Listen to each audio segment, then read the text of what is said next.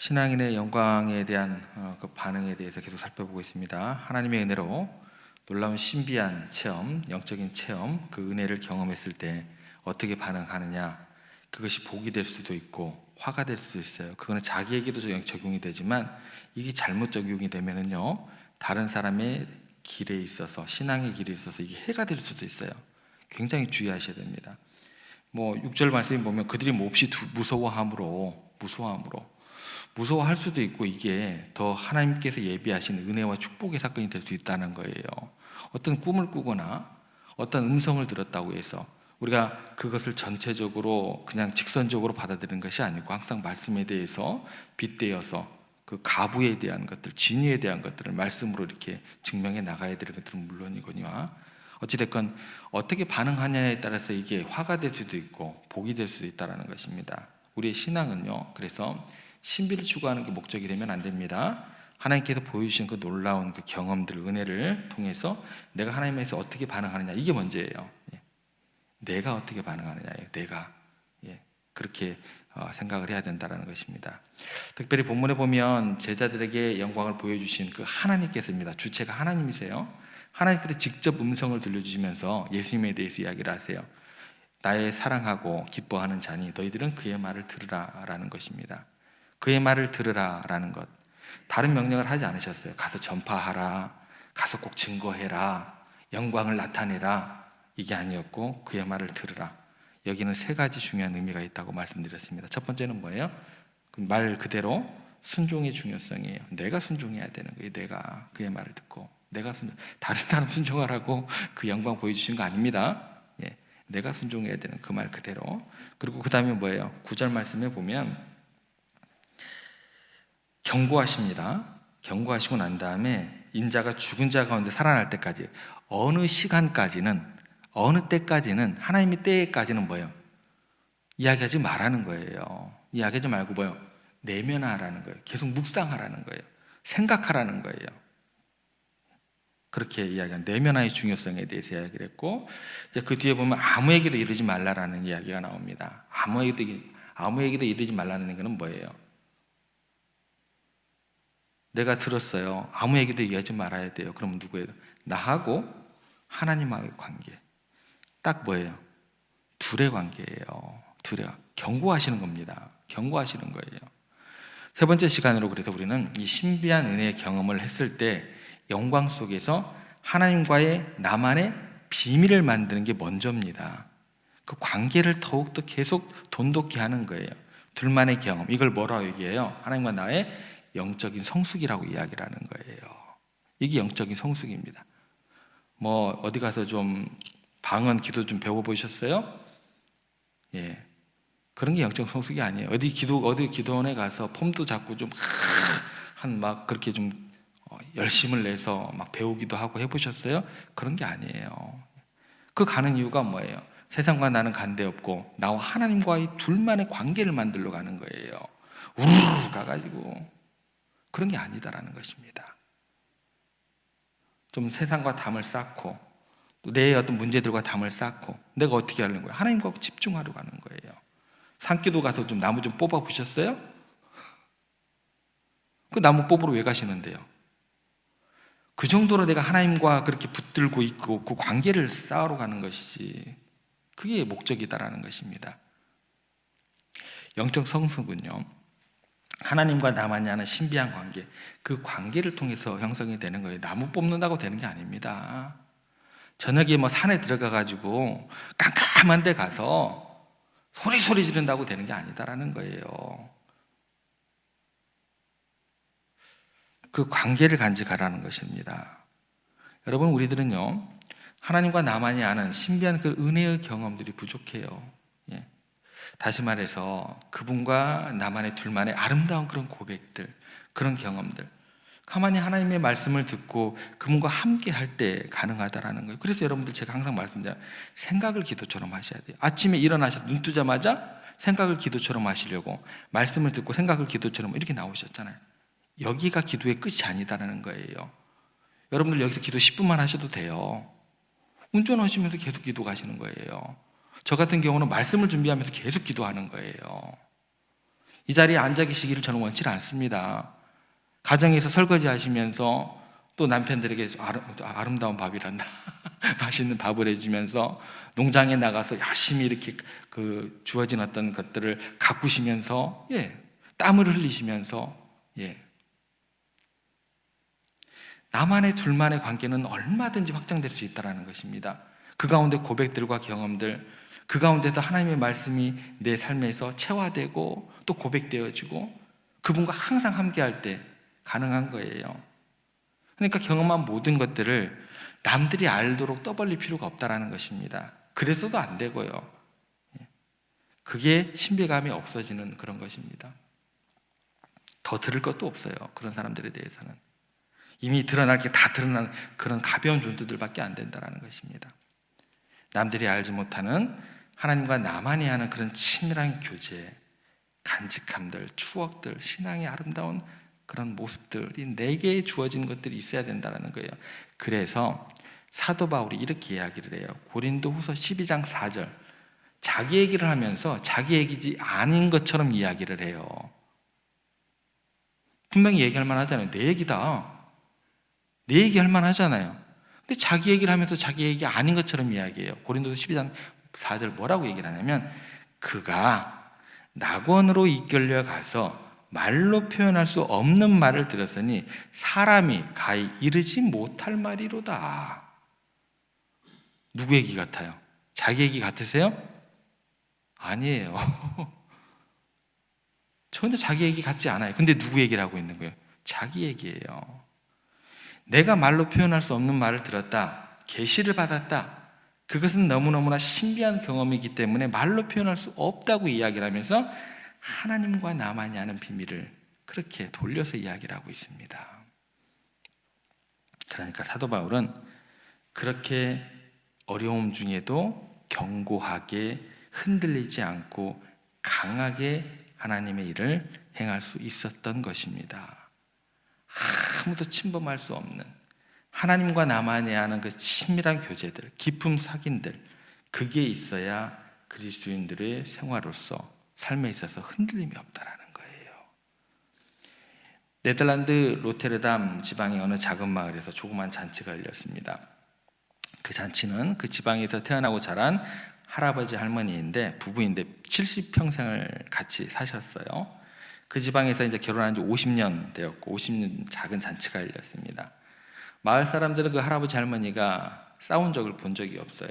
한 번도 본 적이 없어요. 너무너무나 서로 사랑하고 늘 그 빛은 가득하고 다투는 것도 본 적이 없고 변치 않는 사랑을 하는 그 비밀이 너무나 궁금했습니다. 그래서 그 아름다운 부부를 위해서 마을 사람들이 다 모여서 축하해주는 그런 시간이 되었습니다. 그런데 그 집에 들어오는 모든 사람마다 제일 사람들이 잘 보이는 그 식탁 위에 눈에 확 띄는 깨진 꽃병이 놓여 있는 것을 보게 됩니다. 생전 싸운 것을 본 것이 없는데 이분들이 언제 싸워가지고 저 꽃병을 깨트려가지고 다시 이렇게 붙여놨을까? 사람들이 이제 의문이 생기게 되었어요. 그런데 할머니가 사람들이 다 모인 자리에서 먼저 입을 열어서 이제 말하기 시작합니다. 이렇게 누추한 자리에 귀한 분들이 와주셔서 너무나 감사합니다. 그러면서 이렇게 말무리를 시작을 해요. 그러면서 여러분들이 자꾸 저기 놓여있는 깨진 꽃벽을 의식하는 것 같아서 제가 좀 이야기를 해드릴게요. 사실 저희 부부는 그리고 행복할 수 있었던 것은, 그리고 제가 남편에 대해서 불만이나 서운한 마음이 들 때나 또는 남편 때문에 너무너무 괴롭고 힘들 때 그 일이 있을 때마다 나를 붙들어주고 나를 새롭게 했던 것은 저 깨진 꽃병이었습니다 라고 이야기를 하면서 계속 설명을 합니다. 지금부터 51년 전에 정말 멋지고 늠름한 젊은 시절에 제 남편은 바로 이 방에서 저에게 사랑을 고백을 했습니다. 그때 그 사랑 고백을 들었을 때 제가 너무너무 행복하고 너무너무 좋아서 그 감격을 주체할 수 없어서 이리저리 움직이면서 깡총깡총 뛰다가 실수로 저 꽃병을 떨어뜨려서 깨뜨렸습니다. 지금 저 깨진 꽃병 속에는 내 감격이, 그때 그 고마움이, 그때 그 사랑이 고스란히 담겨져 있습니다. 저 깨진 꽃병이 내가 그 사랑에 대한 감격했던 것을 늘 입증하고 있습니다. 그래서 힘들고 어려울 때마다, 남편에 대해 서운한 마음이 들 때마다 나는 저 꽃병을 바라보면서 내 중심을 다시 붙잡고 한결같은 사랑으로 50년을 지낼 수 있었습니다 라고 이야기를 했다고 합니다. 여러분, 신앙생활하면서 두 가지 절대 하지 말아야 될 것이 있습니다. 기도의 응답은 다른 사람을 통해서 내게 주어지는 거예요? 어떻게 생각하세요? 어떻게 생각하셨어요? 절대 아닙니다. 기도의 응답은 나를 통해서 주어지는 거예요.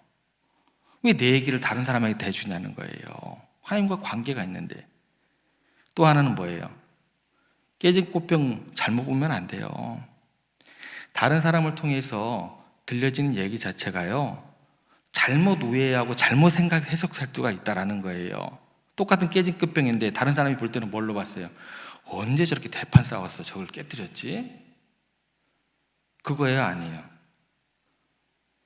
여러분들 신앙생활 하면서 제대로 알고 신앙생활을 하셔야 돼요. 경고하시는 거예요.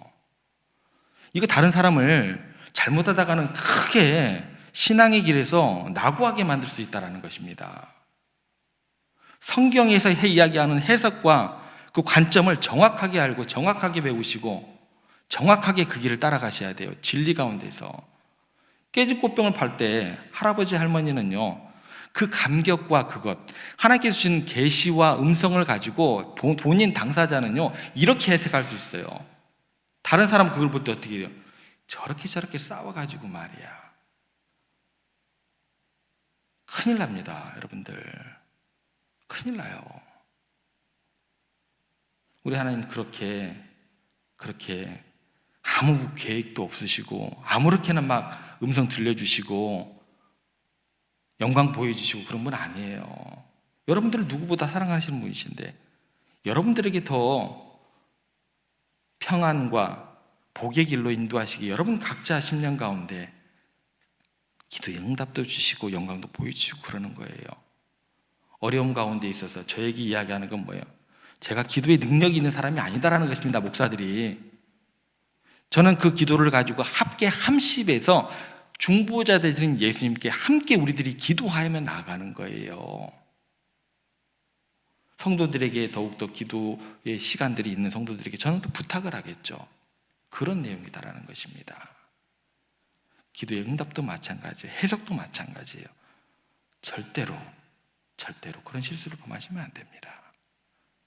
여러분, 특별히 이 시대는요, 너무나 쉽게 변하고 너무나 쉽게 변질되는 그런 사랑에 익숙해 있습니다. 정말 그 사람과 나만의 특별한 추억들, 그것만 생각하면 다시 마음이 추스려지는 그런 변치 않는 중심이 되는 축이 있어야 돼요.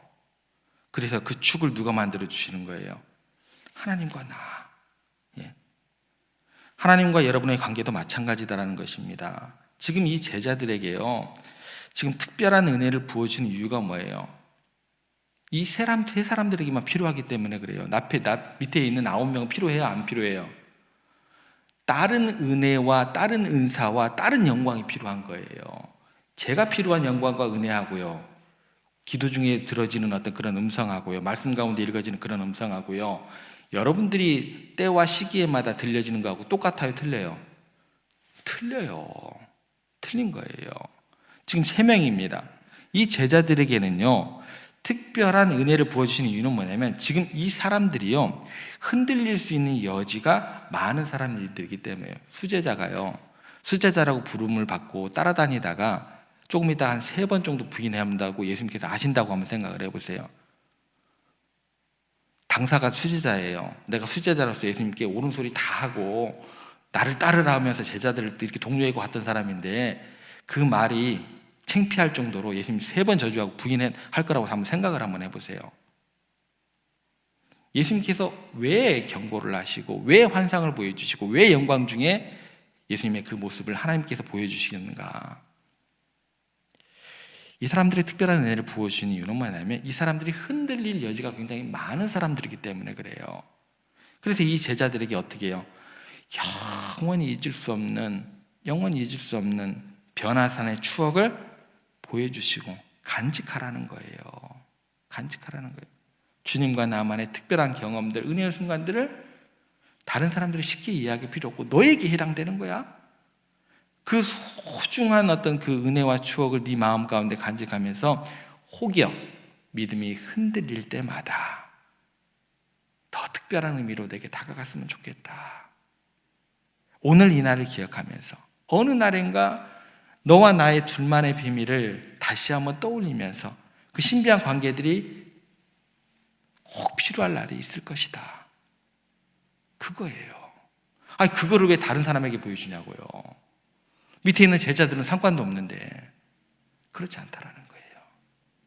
여러분, 이런 하나님과의 둘만의 경험이 있으십니까? 예. 이 경험들이 쌓여서 우리의 내면의 성숙을 만들어가는 거예요.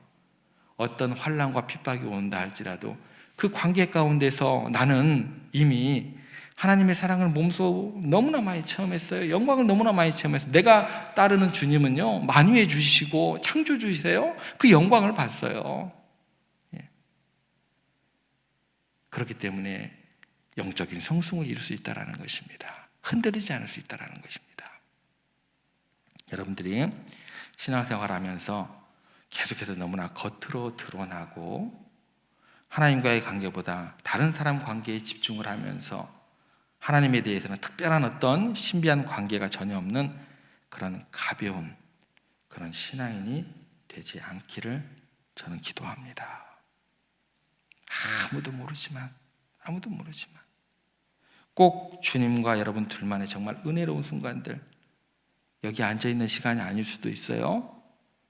예, 그런 순간들 그것들을 간직하고 늘 주님의 음성을 날마다 듣고 지저귀는 새소리에도 듣기도 하고 그 음성을 들으면서 신앙이 흔들릴 때마다 그것만 생각하면 그래, 내가 다시 주께로 돌아가면 되는 거지. 내가 못할 게 뭐가 있어. 나에게 그 영광도 보여주시고 그 은혜도 보여주시고 그 음성도 들려주시고 그 말씀도 해주셨는데 그것만 생각하면 언제든 다시 주께로 돌아올 수 있는 그런 놀라운 체험들이 여러분들 신앙의 여정 가운데 가득하시기를 주님의 이름으로 축복합니다.